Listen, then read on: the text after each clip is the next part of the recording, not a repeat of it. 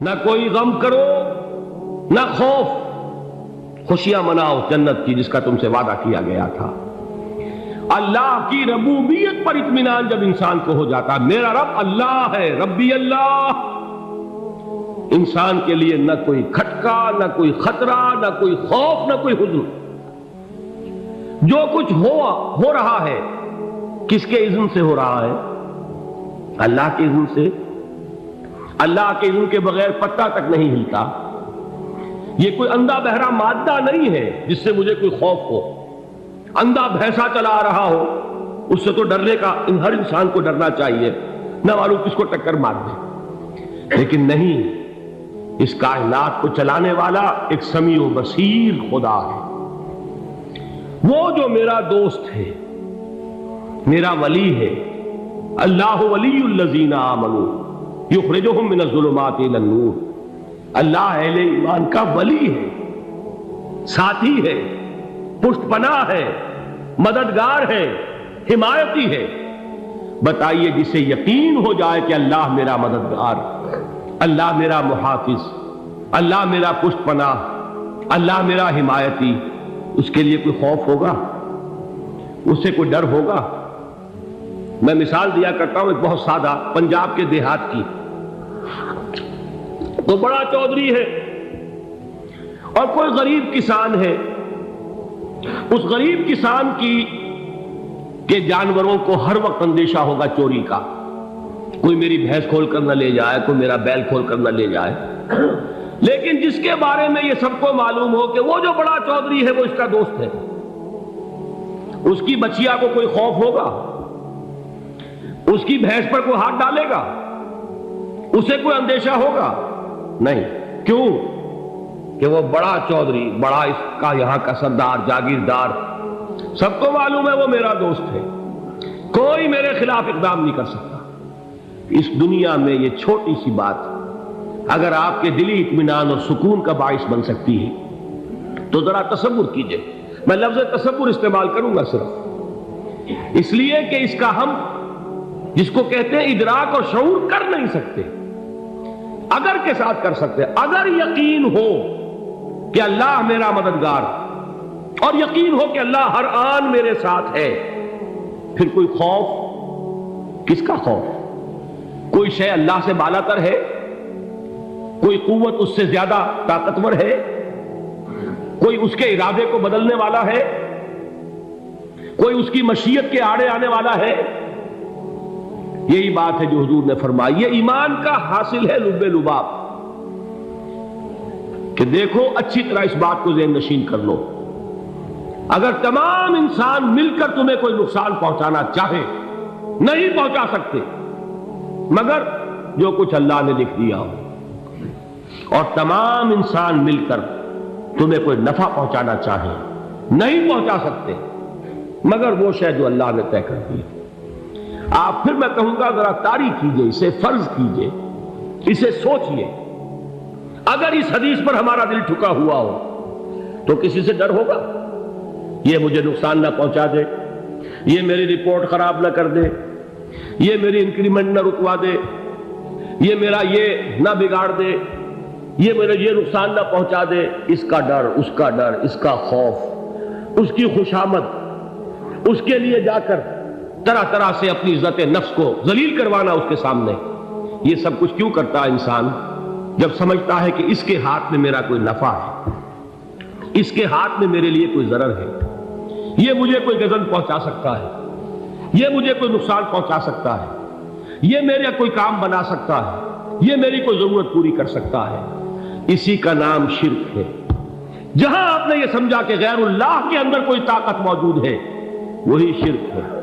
بتوں سے تجھ کو امیدیں، خدا سے نو امیدی، مجھے بتا تو صحیح اور کافری کیا ہے؟ شرک تو یہ ہے۔ جس پر بھی تمہیں یہ خیال ہے، کلمہ ہے یہ کلمہ سوم، لا حول ولا قوت الا باللہ، ذرا اس پر دل کو کبھی اگر آپ تصور کریں، پھر فرض کریں، دل ٹھک جائے اس پر، کوئی طاقت نہیں۔ یہی بات تھی جو شیخ عبد القادر جیلانی رحمۃ اللہ علیہ نے اپنی وصیت میں اپنے بچے سے کہی۔ 11ویں دینے والے ہیں، لیکن حضرت شیخ عبد القادر جیلانی کی وصیت اور تعلیمات کو کتنے لوگ ہیں جانتے ہو؟ یہ جن مقامات تک پہنچے ہیں وہ کس چیز کی بدولت پہنچے؟ انہوں نے جو پیغام دیا وہ کیا تھا؟ اے میرے بچے، جس طریقے سے قرآن مجید میں حضرت لقمان کی نصیحتیں جو ہے نقل کر دی گئی ہیں، میں یہ عرض کروں گا بالفرض اگر قرآن حضرت عبد القادر جیلانی کے بعد نازل ہوا ہوتا تو شیخ عبد القادر کی یہ نصیحتیں بھی قرآن میں درج ہوتی۔ اتنی اونچی نصیحتیں ہیں۔ اے میرے بچے، اس حقیقت کو ذہن نشین کر لے، لا فاعل فی الحقیقت ولا مؤثر الا اللہ۔ اس کائنات میں نہ کوئی فاعل حقیقی ہے نہ مؤثر حقیقی ہے سوائے اللہ۔ کسی شے میں کوئی تاثیر نہیں اگر اللہ نہ چاہے۔ آگ جلا نہیں سکتی اگر اللہ نہ چاہے، پانی ڈبو نہیں سکتا اگر اللہ نہ چاہے، زہر ہلاک نہیں کر سکتا اگر اللہ نہ چاہے، کوئی چیز فائدہ نہیں پہنچا سکتی اگر اللہ نہ چاہے۔ تو در در پہ کیوں سر جھکاتے ہو؟ در در پر کیوں جبیں سائی کرتے ہو؟ سب کے سامنے کیوں ہاتھ پھیلاتے ہو؟ ایک اللہ سے مانگو، ایک اللہ کے سامنے زمین پر اپنی جبین رکھو۔ لا فاعل فی الحقیقت ولا مؤثر الا اللہ۔ نظر آتا ہے ہمیں کہ پانی پیاس بجھا دیتا ہے، پیاس بجھانے کی صلاحیت پانی میں نہیں ہے، اللہ کے اذن سے۔ کھانا بھوک مٹا دیتا ہے، بھوک مٹانے کی صلاحیت کھانے میں نہیں ہے، اذن رب میں ہے۔ دیکھیے یہی یقین تھا حضرت موسیٰ علیہ السلام کا واقعہ یاد کیجئے۔ سامنے سمندر آ گیا ہے، قوم دیکھتی ہے پیچھے کہ گرد و غبار کا طوفان۔ معلوم ہوا کہ فرعون اپنے لشکر سمیت آ گیا۔ لشکر جب چلتا تھا تیز رفتاری کے ساتھ تو گرد و غبار کا جو طوفان اٹھتا تھا اس کا تصور کیجیے، اور لمحہ بلمحہ وہ قریب آ رہا ہے۔ پوری قوم نے کیا کہا؟ اے موسیٰ انا لمدرکون، اے موسیٰ ہم کو پکڑے گئے۔ قرآن مجید نے تو یہاں وہ باتیں نہیں لکھی ہیں، لیکن تورات میں یہ درج ہے کہ بنی اسرائیل جھگڑنے لگے، دست و گریبان ہو گئے موسیٰ کے ساتھ۔ موسیٰ نے یہاں مروایا لا کر، اس سے تو ہم ہی بہتر تھے، وہاں کھانے کو ملتا تھا، زندگی تو تھی، بیگار ہم کر رہے تھے، موت تو نہیں تھی۔ اب جو کچھ ہوگا اس کا تصور کرو، جس طریقے سے ہمارے ٹکڑے اڑائے جائیں گے۔ تو لڑ رہے ہیں حضرت موسیٰ علیہ السلام سے۔ یہ تورات کی تفصیل ہے، قرآن میں صرف اتنا آیا ہے، پریشان ہو کر انہوں نے کہا انا لمدرکون، موسیٰ ہم کو پکڑے گئے۔ اس وقت موسیٰ کا جواب کیا ہے؟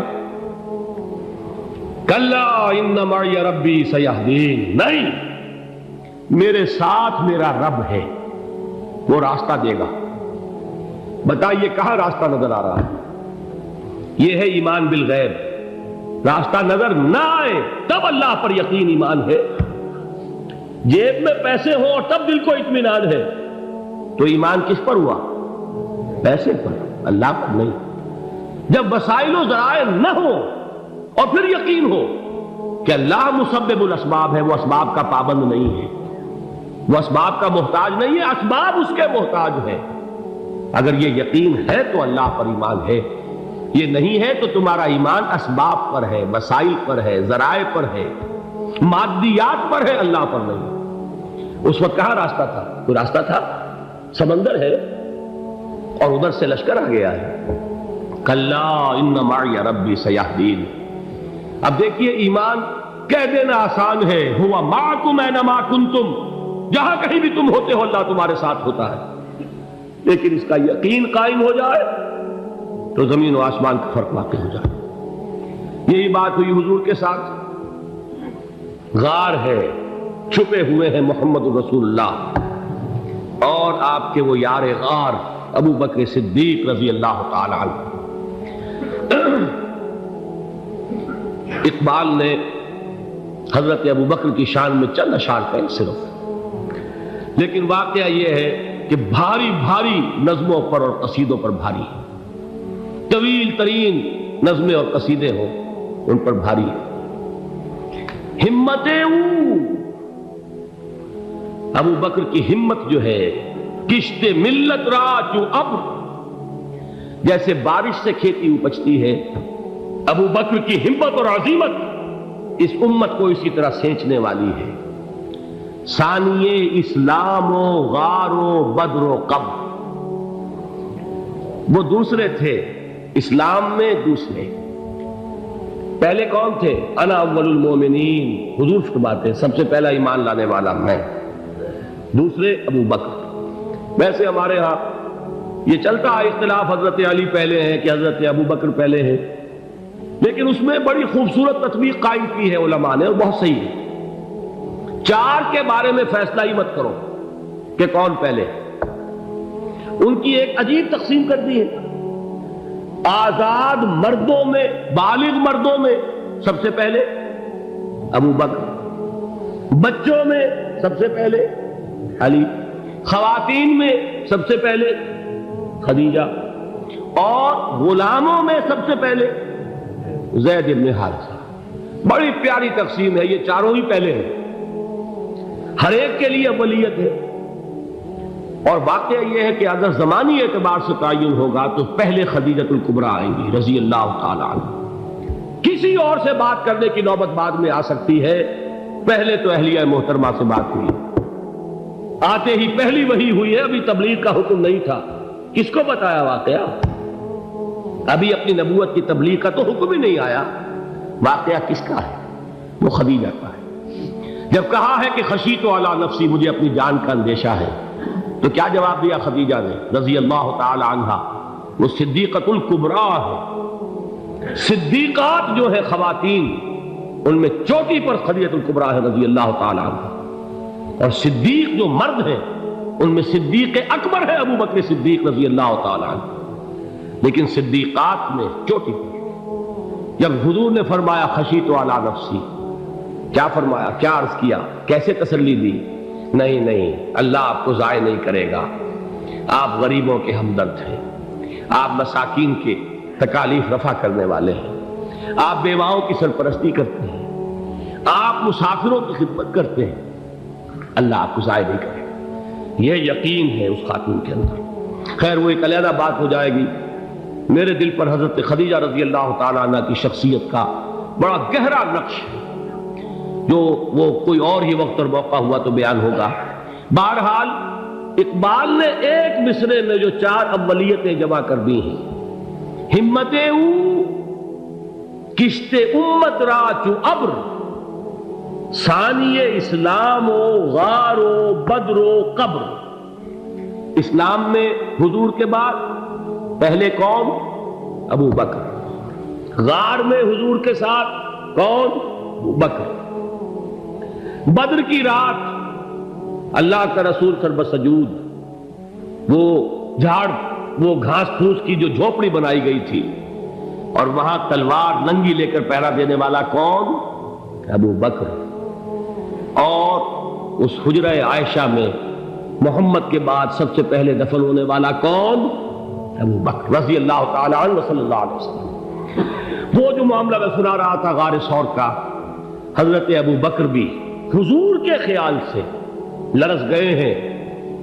آپ کو یاد ہوگا کہ جا کر پہلے تمام جتنے سوراخ تھے انہیں بند کیا ہے، ایک سوراخ رہ گیا تھا جس کو بند کرنے کے لیے کوئی کپڑا نہیں تھا، وہاں اپنی ایڑی رکھی ہے، تب کہا ہے حضور سے تشریف لائیے، اور اپنے زانو پر حضور کو لٹایا ہے، اور وہاں کسی موذی جانور نے کاٹا ہے، حضور کی آنکھ لگ گئی تھی، اس وقت اس بل کے اندر جو بھی بچھو ہے کیا ہے واللہ عالم، اس نے کاٹا ہے، اس کی تکلیف کی وجہ سے ابو بکر کی آنکھوں سے آنسو ٹپک گئے، حضور کے چہرے مبارک پر پڑے ہیں، تو حضور جاگے ہیں، معاملہ کیا ہے؟ ایڑی نہیں ہٹائی وہاں سے، مبادا وہ جانور وہاں سے نکل کر محمد الرسول اللہ کو کوئی گزن پہنچا دے، ابو بکر کی ایڑی ہے، جس طرح چاہے کھا لے، ختم کر دے، جان نکل جائے تب کوئی آنچ آئے، محمد پر تو آئے، لیکن جیتے جی نہیں۔ وہ ہے ابو بکر۔ حضور کے خیال سے اس وقت حضور نے پھر اپنا لعاب دہن لگایا ہے، اور اس سے پھر آپ کی تکلیف ختم ہوئی۔ جیسے خیبر میں حضرت علی کی آنکھ دکھ رہی تھی، اس کو جو شفا حاصل ہوئی ہے وہ بھی حضور کے لعاب دہن سے ہوئی۔ تو بہرحال اس وقت انہوں نے کہا ہے کہ اے نبی یا رسول اللہ، اگر اس وقت ان میں سے کسی نے غیر ارادی طور پر بھی اپنے قدموں کی طرف جھانک لیا تو پکڑے جائیں گے، کیا جواب تھا اللہ کے رسول کا؟ لا تحزن ان اللہ معنا، اللہ ہمارے ساتھ ہے، کیوں گھبراتے ہو ابو بکر؟ یہ ہے ایمان باللہ، میرا مالک اللہ، میرا رازق اللہ، میرا محافظ اللہ، میرا مددگار اللہ، میرا پشت پناہ اللہ، میرا دوست اللہ۔